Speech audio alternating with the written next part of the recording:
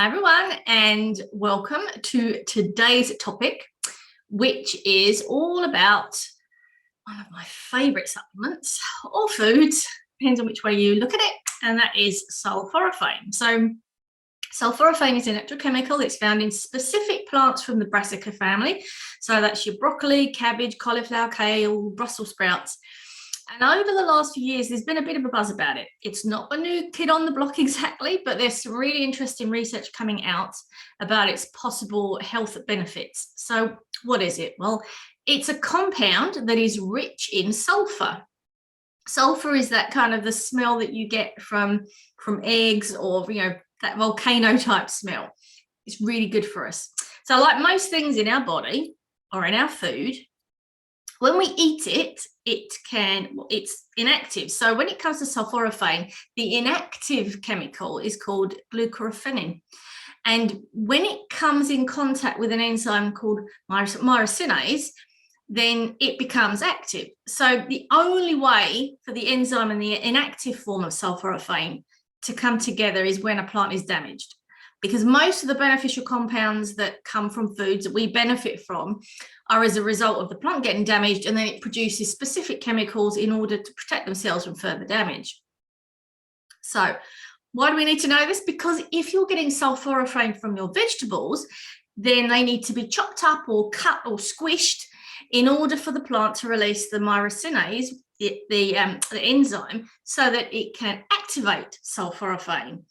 So think of, I'm showing my age here, but Linda Carter, when she was Diana Prince, doing the spinny thing and then turning into Wonder Woman. And I'm a child of the 70s, but that's pretty much what happens. You have something that's inactive that then has to change in order to become active, to become the Wonder Woman, which is what sulforaphane then becomes.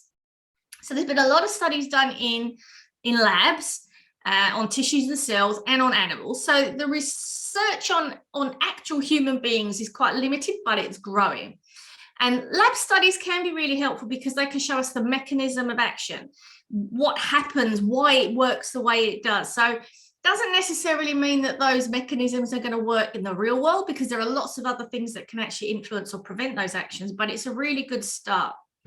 So from the research that has been done on animals and on cells and in humans, the benefits so far seem to be that, number one, sulforaphane might help prevent cancer, although a lot of the research has been done on the supplemental concentrated form rather than from eating food. It certainly has been shown to protect against cardiovascular disease, heart disease, and damage to the blood vessels. And that's by preventing the damage that's actually done to those blood vessels and to the heart that then can create the disease. It's been shown to reduce fasting blood glucose and something called HbA1c, which is when our red blood cells become kind of sugary. And they've done studies on obese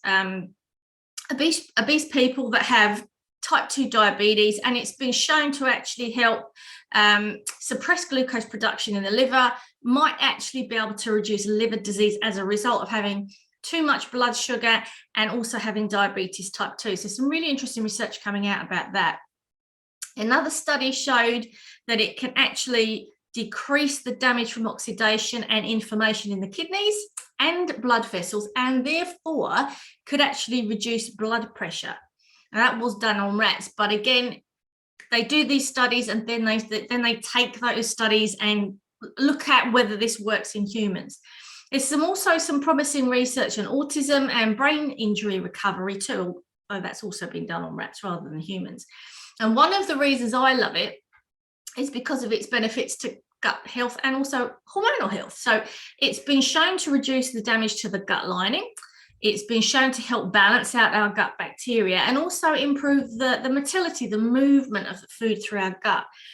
And in one trial, 20 grams of broccoli sprouts, the food broccoli sprouts where you'd find sulforaphane, actually improved constipation. So some really interesting research out there on sulforaphane and on broccoli sprouts in regards to gut health. In hormone imbalance, sulforaphane has also been shown promise in preventing or treating breast cancer by reversing metabolic changes that happen as a result of estrogen. And by doing that, reduces the risk of breast cancer.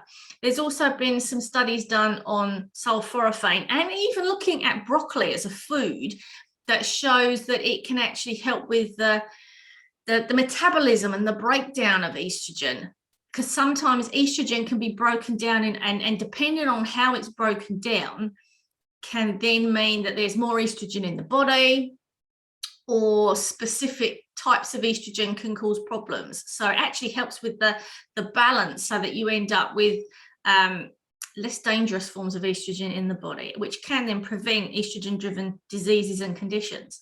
So the reasons why they feel that it's beneficial, the actions, the mechanisms behind that is that it's anti-inflammatory. It has anti-inflammatory action on the body and on the cells and on the tissues and the blood vessels. It encourages the natural death of cells. So cells have a kind of a timeline, just like we do, when they meant to kind of break down and die naturally. Now, if that doesn't happen, if you have a damaged cell and that cell then doesn't actually die, then that's been linked to the production of tumors and cancer in the long term.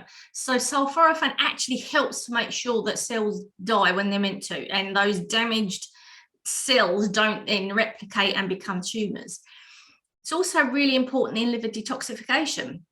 So detoxification is basically the breakdown of not just toxins, but anything that's considered to be toxic by the body. That can be medications, it can be our own estrogen, it can be cholesterol that we make ourselves, it can be foods and herbs and supplements. So it helps to break them down, make them safe so that we can then remove them.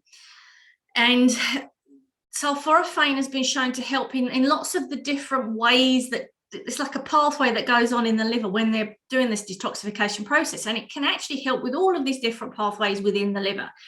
So it also stops damage in the liver, because sometimes when you're actually breaking down and detoxifying a product or a chemical, then damage can come about because of that, and it can actually help with that, stopping that damage from actually becoming a real problem. It's also been shown to kill H. pylori, which is a bacteria we find in our stomach. It's naturally there, but when it's in high amounts, it can damage our stomach lining. It's associated with ulcers, and it's also associated with stomach cancer. So it's been shown to actually kill that and keep the balance of that. One of the biggest ways that sulforaphane benefits us is because it behaves like a very mild pro-oxidant. So you've heard of antioxidants. Well, it's actually a mild pro-oxidant. And because it's a mild pro-oxidant, it triggers a protein called NRF2, which is a really important protein because it basically turns the switch on for about 1,000+ genes that are all involved in antioxidation, anti-inflammatory actions, and anti-cancer roles. So it's a bit like someone loud and obnoxious banging on your door at 2 in the morning. That's the banging on the door is the sulforaphane telling you, the NRF2, to get out of bed because there's a fire and you need to get up and call 111, the genes, to get the fire brigade, the police, and the ambulance out, the antioxidants, the anti-inflammatory, and the anti-cancer compounds in the body in order to deal with it. And if that didn't happen, then you end up with damage, because the oxidation and the inflammation cause damage in the long run. So it's really important for the way that it actually stimulates these genes to switch on in order to then create this anti-inflammatory and antioxidant pathways. So where'd you find it? Raw vegetables, broccoli, cauliflower, kale, cabbage, Brussels sprouts, my favorite. And the most is broccoli sprouts. So raw broccoli sprouts have more sulforaphane in than the other brassica veggies. So eating raw is best. Steaming lightly is the best way to cook them, but you do it really quickly. If you boil, you roast, or you microwave, then most of the sulforaphane will get killed off. So my top tips would be to eat a vegetable from the brassica family every day if you can tolerate it. And if you can't tolerate the brassicas, let me know, because we can actually work around that, because these are really important vegetables. So steam, blend them, put them in your smoothies, eat them raw. Think, side salads and coleslaw. Try broccoli sprouts in your salads or in your smoothies. There's really cool companies out there that actually sell broccoli sprouts, frozen broccoli sprouts that you can actually just throw in a smoothie, or you can try and grow your own. It's really easy. or you could try supplements. So I've definitely got my favorites. I take a sulforaphane supplement. So again, if there's lots out there, if you want any advice about the best supplement for you, give me a shout and I'll give you my opinions. Heaps of references. I've kind of only covered a small amount, but if you go and Google sulforaphane, you'll see there are heaps of articles out there on sulforaphane. It's a really interesting compound and it's hugely beneficial for our health. So highly recommend you get those brassica veggies in your diet in some way, or consider a supplement if you feel like it. So have a fantastic day. I hope you found this helpful and I'll see you soon. Take care.